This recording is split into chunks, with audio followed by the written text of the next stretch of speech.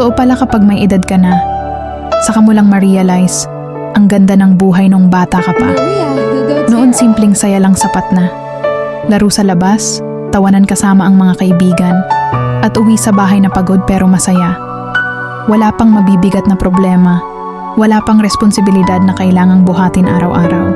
Ang iniisip mo lang noon kung anong laro ang susunod at kung anong oras kakakain.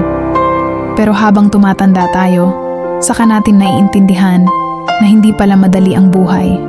May mga pangarap kang kailangan ipaglaban, may pamilya kang gustong bigyan ng magandang kinabukasan.